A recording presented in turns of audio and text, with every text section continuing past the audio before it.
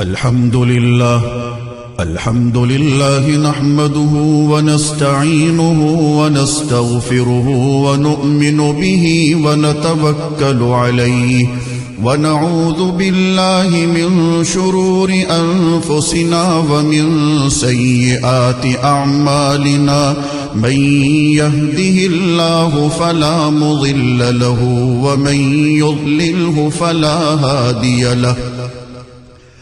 ونشهد أن لا إله إلا الله وحده لا شريك له ونشهد أن سيدنا وسندنا ونبينا ومولانا محمدا عبده ورسوله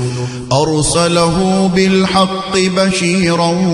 ونذيرا وداعيا إلى الله بإذنه وسراجا منيرا وصلى الله تعالى على خير خلقه محمد وعلى آله وأصحابه وبارك وسلم تسليما كثيرا كثيرا.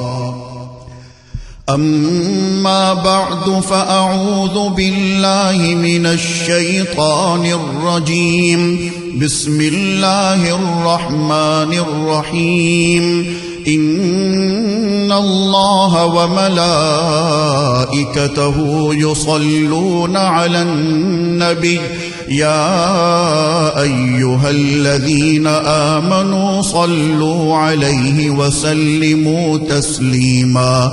اللهم صل على سيدنا محمد وعلى آل سيدنا محمد بعدد من صلى وصام وصل كذلك على جميع الأنبياء والمرسلين وعلى الملائكة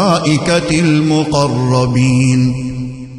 وعلى عباد الله الصالحين، خصوصا على سيد المتقين والأبرار صاحب النبي في الغار والمزار، أفضل الصحابة بالتحقيق، خليفة النبي بلا فصل،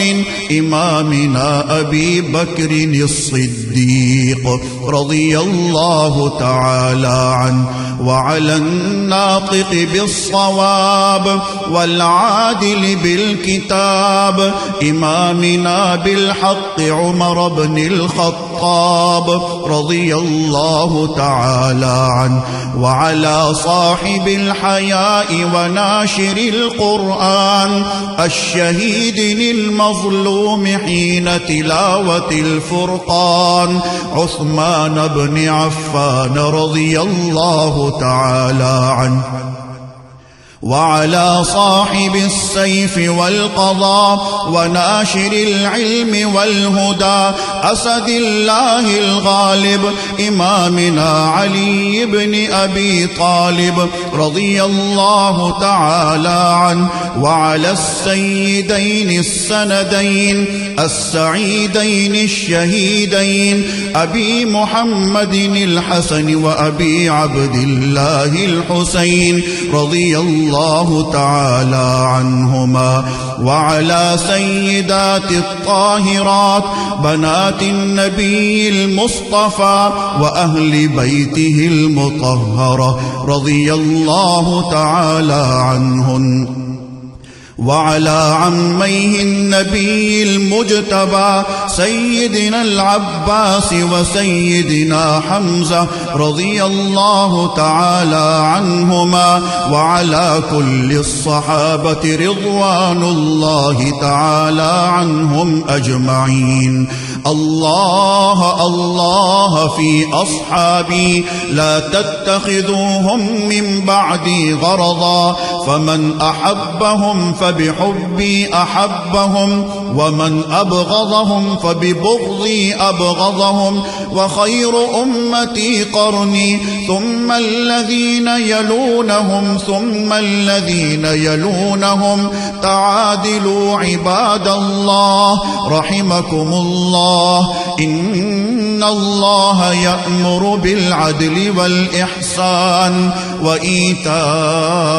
ذي القربى وينهى عن الفحشاء